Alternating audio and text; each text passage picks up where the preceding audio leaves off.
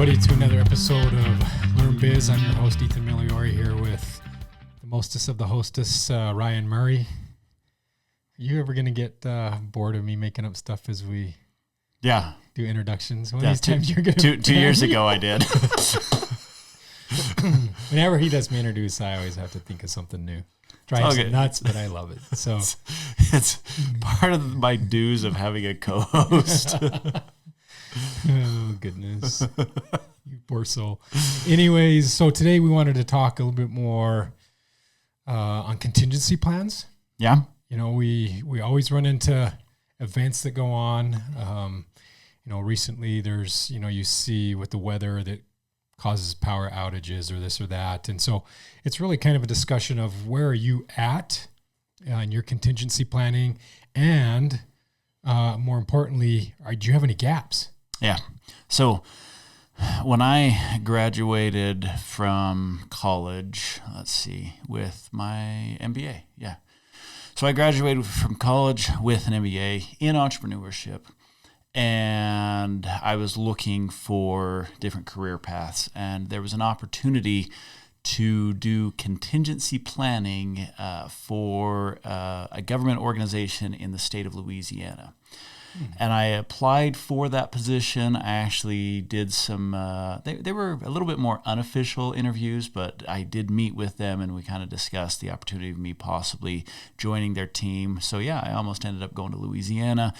But the funny thing is I did not know what a contingency plan was.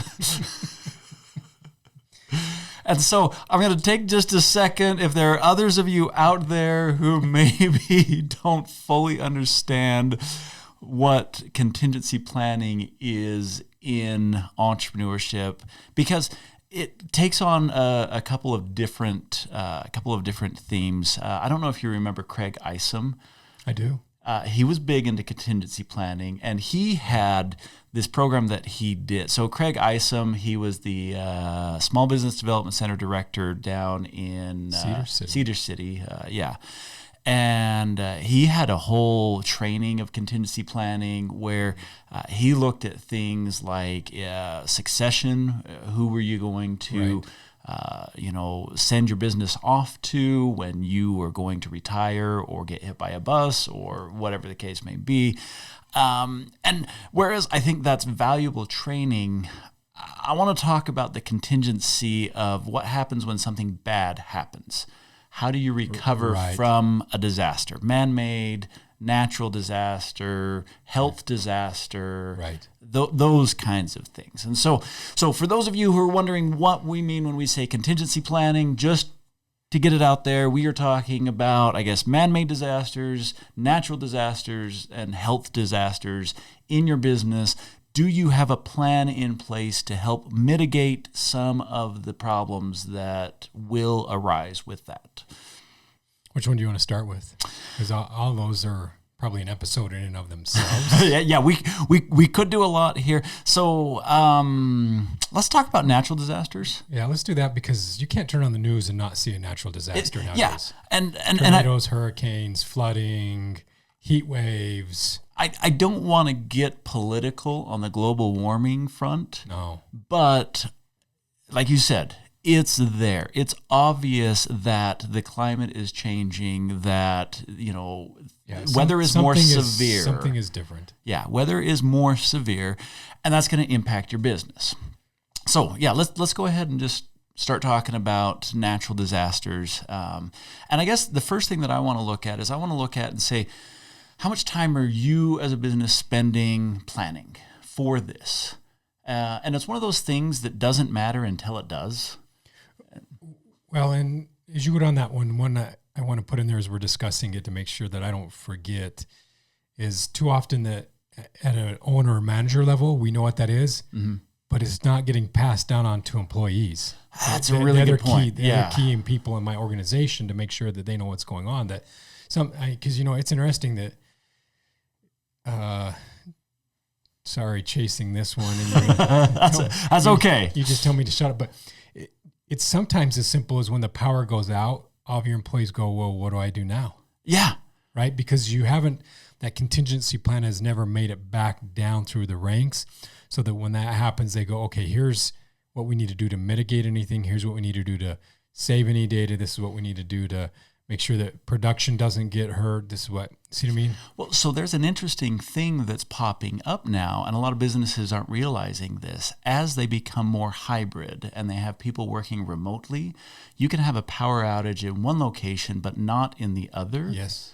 And so what's your plan there? What happens if you are working remotely and the power goes out where the business is located, where the headquarters are, but your office is still running? Are you expected to still maintain operations, or are you allowed to just close down for the day? What's the alternate form of communication?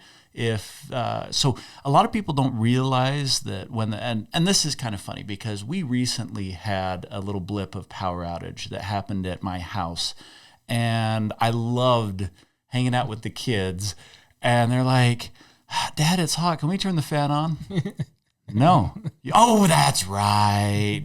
And they're like, "Well, what do we want to do tonight now that the power's out? Why don't we just watch a movie?" Oh, yeah, I can't do that. And all the things that are linked to it. But one of the things that kind of stuck out was the internet, Wi-Fi. And, so Wi-Fi is plugged in. And you might have, the internet towers might still be up and running, but if your router box is not receiving or transmitting, then doesn't matter. Your internet's down. And so jumping back to this natural disaster, and I really want to emphasize this as we're talking. It doesn't have to be a Gaza Strip situation. I mean, that's a horrible situation going on. Obviously, has interrupted business there. But simple things. Power blips out for half a day. What do you do? If you're getting into 3D print technology, if it blips, even blips, it'll ruin your manufacturing. And so do you have battery backups to stop a blip from happening? Did you move to solar panels, and do you have a way to transition to the main grid if your business is running on solar? Well, in retail, I fear retail because retail, all your cash registers, checkouts, they're all electric. If your security? Yeah. So are you thinking about that? Because you can't, I can't do business if I can't run my, cash processing system. Yeah.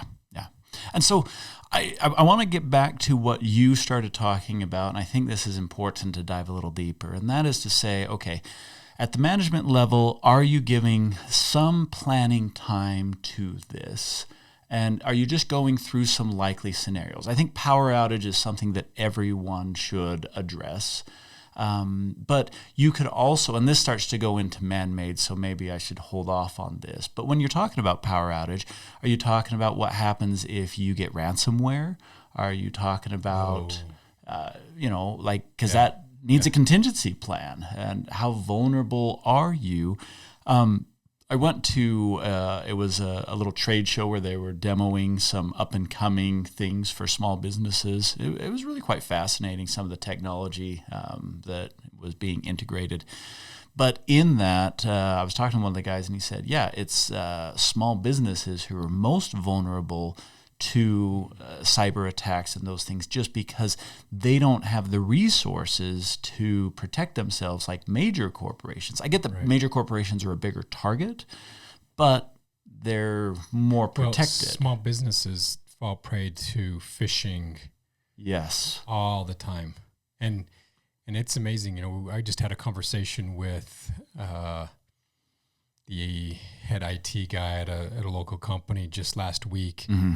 And they, interesting enough, and they're a large small business, so 100 employees, but they constantly run phishing email scams to their own employees. Just to test the waters? Just to test to see it. And he says at any given point in time, 20% will still fall for it, depending on how, what language we use, if we make it look like it's something internal versus external. Yeah. And it was fascinating listening to that piece of it, that part of their contingency plan is making sure that they're mitigating, those, attacks. Yeah, no, I think that's great, great insight, thought process. And so that goes to your point of, so upper management obviously needs to be doing the planning, and then what's the training? And I love the example that you're giving here of running some mock scenarios through the situation. I think it would be great to just ask your employees, put a little informal survey out there and say, if we were shut down for snow, what would you do? Yeah. And just see if everyone's on the same page. Would they think to still try and come into work? Would they just cancel? Do they base it on whether the schools are closed, whether the government has issued closure? Right. Are you familiar with the Waffle House Index? This cracks me up. This is a real index. Okay, do you know Waffle House? Yeah. Okay, so Waffle House, this chain that is down in the South primarily, it's kind of like an IHOP. It's a pancake place, right? And so FEMA, the federal organization that did natural disaster management, started tracking when Waffle House would shut down.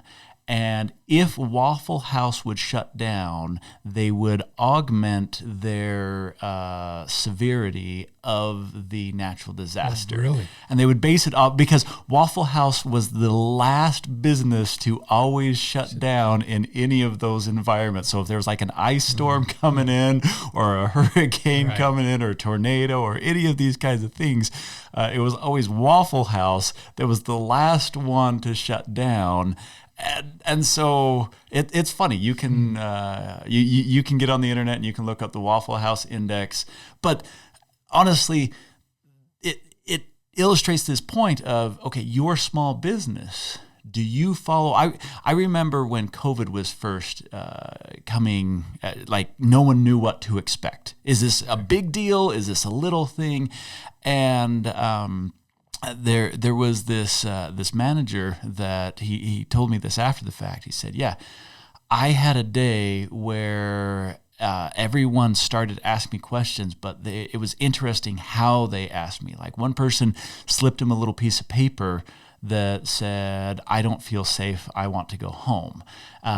Someone else just, like basically gave a soapbox speech of, 'Come on, guys!' Like it was all these varying things. And who would have ever predicted COVID? Nobody. But do we have something in place? And his response was very intelligent. He said, we will follow government reaction. And he said, when the government shuts down, we will follow suit. But until government, ironically, the government started shutting stuff down in his area the next day.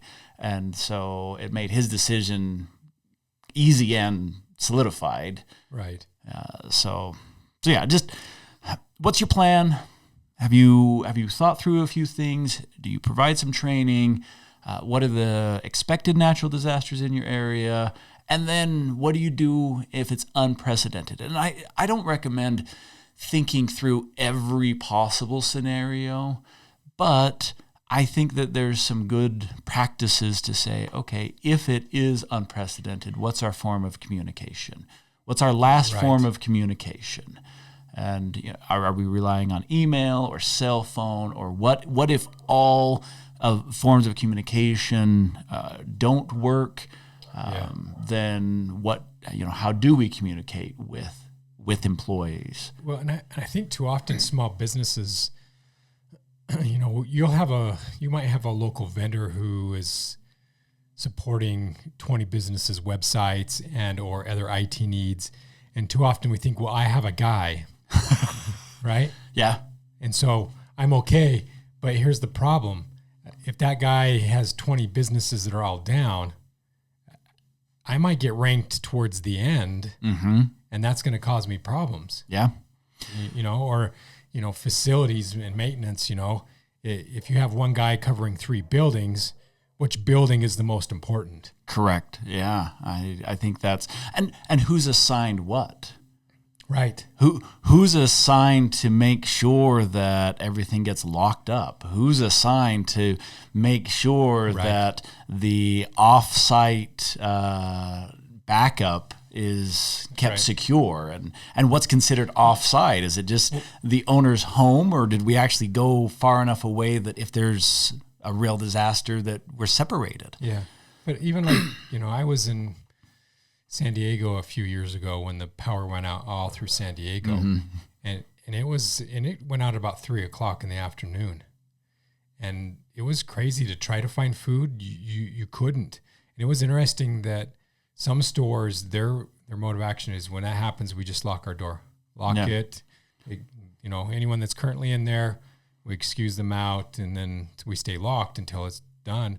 Other people were like, hey, look, we're open, but you got to show us cash before you come in, because that's the only way we can do transactions is via cash, right? Yeah. We're not going to let you do a whole thing and then argue over a credit card. But even the food places, some of them that were running solely on electricity, ovens and other things, they had to shut down, completely shut down. And some places were giving away free food as it got later into the day because it was starting to spoil in their fridges. Yeah. So it really opened my eyes to, hey, what is a contingency plan on a lot of levels? Because for every industry, it's different. If I'm dealing with food and I don't have backup generators, I better figure that one out real quick, because whether you like it or not, I wish, I should have done it because I had the thought to think how many major power outages longer than 24 hours were in the United States last year. Because 24 hours, you lose a lot of, if you're tied to anything with produce. Food. You can lose a lot of things real fast. Yeah.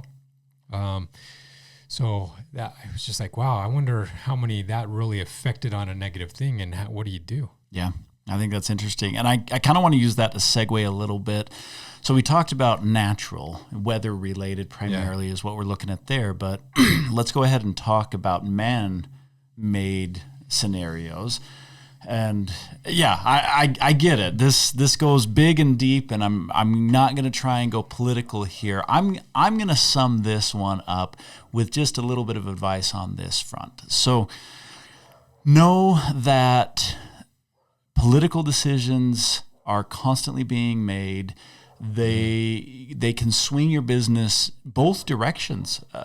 Sometimes policy changes are the best thing that a small business will ever have. I've seen businesses that they've just been putting around for 5 years, not really doing anything significant. All of a sudden, there's some policy change, and now they're a huge business because they're the only one who does this niche type of service that is now required. And it's hard to predict that. So I would avoid or caution against forecasting and saying, okay, this is where regulation is going to go, or this is where policy is going to go.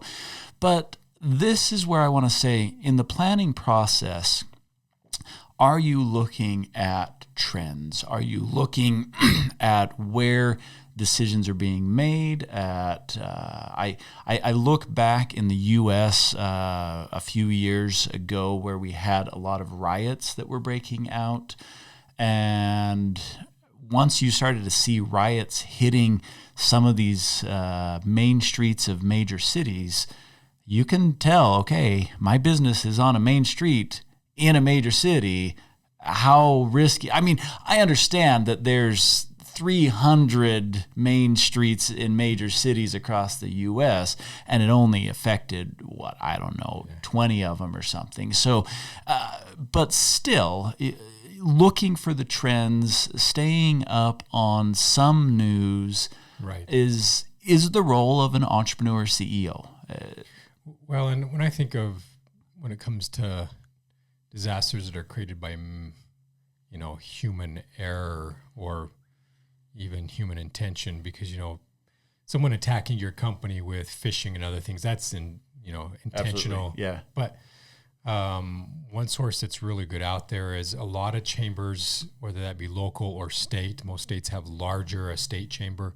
They're always doing good information and good trainings on that to help it. And tracking what's going on politically to give you a feel for what's going on. So if you feel like, I don't really want to track it, it's not in my interest, I'd rather at least get a hold of, your local chamber, get subscribed to newsletters where you're getting a feed occasionally that is helping you see what's going on, because whether you like it or not, mankind is just as unpredictable as Mother Nature. Yeah, maybe more so. But I think that that's a great tip, and I want to expand it beyond chambers of commerce. You've got economic development offices. Correct. You've got universities that sometimes will be tracking some of these things. And so I think that's great counsel to advise a small business to subscribe to those entities. And if you're in a place where your chamber is not active or they're not actually doing those responsibilities, get involved. Get on that chamber board and say, hey, as a chamber, we're supposed to be representing the needs of the businesses, and we need to be getting this information to them. Well, and exactly. And if you're on a chamber board and you're not doing it, there are state and national chambers that are providing information like that. Just get connected with them. Yeah, I think that's great. I don't know that I wanted to do too much more on man-made. No, I think it's just staying current with what is politically is one of the areas. But technology, tracking that. I do want to put one more thing out there, and that is don't go too deep. It's a rabbit hole. And I've seen some businesses that they get sucked into it. They start, I read a great article actually this morning, and it was talking about the two economic policies of Biden versus Trump. And at the end of the article, and I loved this, it said, but truthfully, most people don't realize that the president only has a very limited impact on the economics, and you really need to look at what Congress is doing, what your local politics are doing. You need to look at global trends, and you need to look at the Federal Reserve. And it was spelling it out correctly. It's saying, look, understand that if your business is getting so politically activated that you don't even understand your business anymore, and I've seen that. I've seen a lot of CEOs that they start running for political office and they're just too distracted. So get involved, stay involved, but understand some limitations, understand some priorities, prioritizations. Yeah. So, health. Well, that's another. Well, in health, we normally think about our own health, but I look at it more so that you have 20 people inside of an organization, and if any of them are active at any level, tomorrow they could have a broken leg or any other thing that could affect the business, not just you, but the health. So I'm going to start with this one. Look at all of your logins and passwords. Do you have a means that you can log in to any account within the company that more than one person has a checks and balance on login and password? And I'm going to get to some other topics as well. But I want to start with login and password because this is one that I've seen that hurts businesses where they'll just forget about the fact that someone 2 years ago subscribed to a social media scheduler. And so they're now doing a social media scheduler. And then that person moves on to a different position. And everyone just ignorantly assumes that social media magically happens, but no one pays the dues because it's like an annual subscription, and the dues don't get paid, and then all of a sudden your social media just stopped. And this is what we're talking about when we say contingency. I mean, it's not always a huge disaster. It doesn't have to be an earthquake or a war. It can be as simple as, we had 4 months of social media calendared, and we just lost that because we failed to pay the subscription because we didn't pay attention to who actually held that subscription. Right. And so I start with logins and passwords because that also goes to bills and expenses. Centralize all of that stuff in the sense that you can look and see what is coming up, who has access to what, make sure that your permissions are managed correctly, and you got to audit that stuff. It's amazing how quickly that stuff expires, where you're like, oh yeah, we're good. We went through and gave everyone the correct permissions. And I'm like, yeah, that was 2 years ago. What? 2 years ago? I'm like, yeah, look, you can see it's timestamped on the subscription. And so, yeah, you got to audit that stuff. And so that's where I would start because, and I guess when I'm saying health and attrition, I should add that to the business and just say, okay, do you have someone that if they left, you would be in really bad shape? Well, but I've seen this one a few times. It's just not common, but we're a business owner, they wear multiple hats, multiple responsibilities, and kind of have the attitude, well, no one can do it as well as me, so I never delegate it, right? Right. But then when they have something that happens to them, it's crippling for the company. It is. It can be. Because they haven't, and they're not willing to share, well, that's too confidential. I can't share that, or, they'll just screw it up. And so now anyways, it's just devastating when as an owner or a manager that you don't have the right cross-training done because you think you're invulnerable, but I'm telling you, we see it all the time that someone has some weird illness that just comes up and cripples it. Or I want to talk about the long-term illness because there's some that come abruptly, but there are others. I've seen this where someone feels obligated to come to work and they are not in shape, especially if they're working 60 plus hours a week and you see them and you're like, you look like hell. Why are you here? I'm the only one that knows how to do this. And I wish I was joking right now, but in my mind, I'm like, yeah, that business has that problem. That business has that problem. I'm coming up with this list in my mind of businesses that have held on to one key employee too hard, too long, and not cross-trained, and that person just their health is failing because they're just working too hard, and maybe that's you. But that's you're onto a good point, and that I didn't even think to go down this road, but now that you're talking about it, and that is,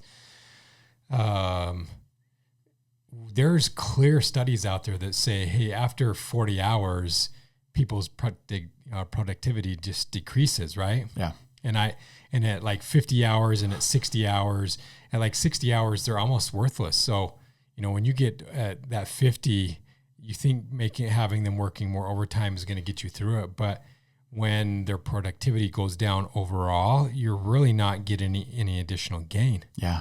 And so you're talking about policies inside of your organization that might be affecting the health and productivity of others. I don't want to say from working too hard, but that's the theory behind it. Putting in too many hours, and so your brain is just distracted. I think at 45, if I remember the right number, at 45 hours, you lose 30% productivity. Which is insane, because if you were to put that into a cost perspective, so and people that are usually working those many hours typically are higher paid because they're on some sort of like management or upper management, right? So I get that there's the rare person that just is a workaholic and they do great and that's their life, but that's not the norm.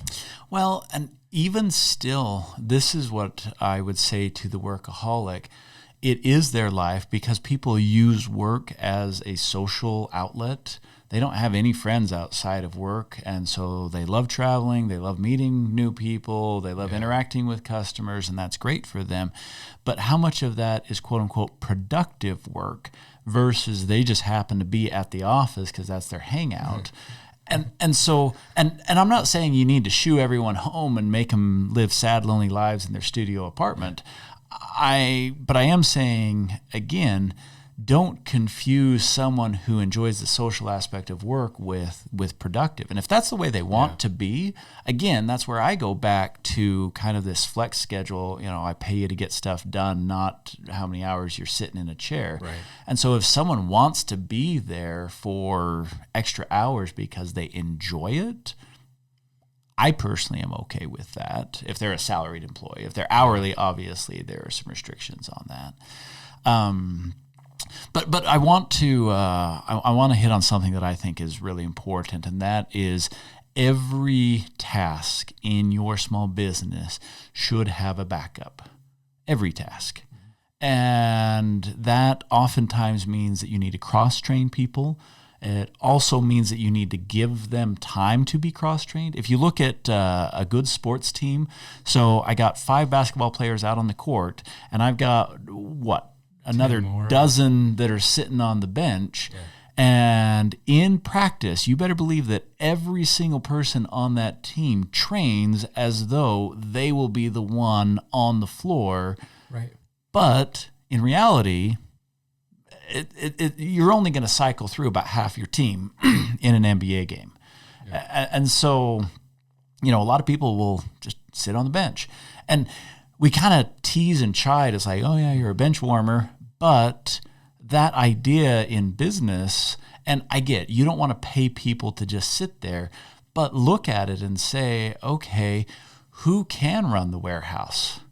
Well, yeah, exactly. Do I only have the one warehouse manager, or do I have someone else that if the warehouse manager up and quits on me, then I'm like, okay, because I got someone else who can do it. Yeah, and I know, I've been around people who they don't want to cross-train because they feel if they cross-train, then I won't have my job anymore. I don't have any value. And I'm like, you got to get past that. You need to cross-train.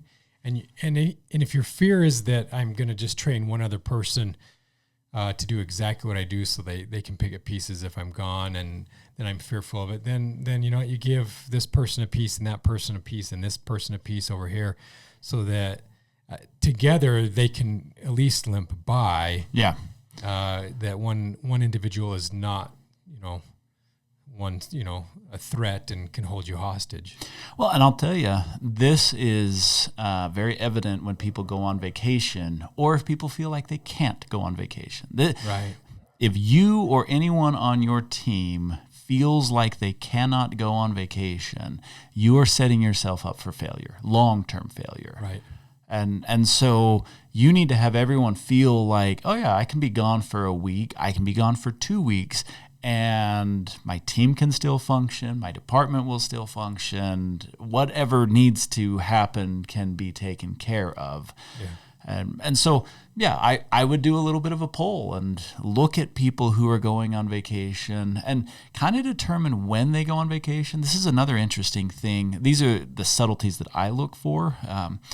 Is if they only think they can go on vacation at certain times of the year, you have a weakness.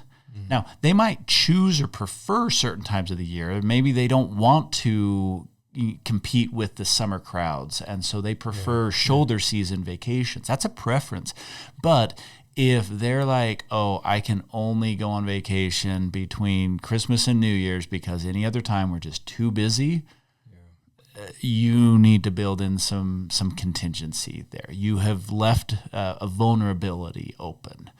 And so looking for subtle clues like that. And honestly, this also helps to prevent burnout, just keeps people more engaged, feel more appreciated. People that feel more appreciated aren't always hitting you up for a raise because they're like, no, I actually like my job. And so... a lot of benefits there. Yeah. Well, and the tough thing about contingency plan, as we mentioned in the beginning, we've talked about health, human error, and then of course Mother Nature. But whether you like it or not, they're just unpredictable. And you can say, well, we'll deal with it when it happens. The problem is you don't know to what extent it's going to happen. And if you don't have some plan in place, that you can fall back to, then you have to make it up as you're going. Yeah. And that's risky. Yeah. That's not a good model. Yeah.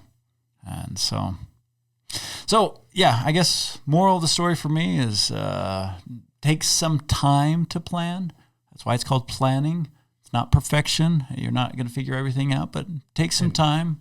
And I would say if you haven't done it recently, do it. And if you did do, you have one, review it. Yeah. Things have just changed. Our economy changes too fast right now to think that the plan I had 2 years ago is good for today. Yeah, I agree. So, okay. Well, thank you everybody for joining us today on another episode of Learn Biz. You can reach us at learnbiz.co. Well done. Yes. I've been practicing. Or Ryan Murray at learnbiz.co, or Ethan at the same learnbiz.co. So we'd love to hear from you. If you have any thoughts or ideas on episodes, share them, along with, if there's something we're missing out on that we can change, we're happy to do it. We love everything small business. And so as business develops and morphs, we're trying to keep up with it as well. And if you know something that we're not addressing, please let us know. Sounds good. See ya.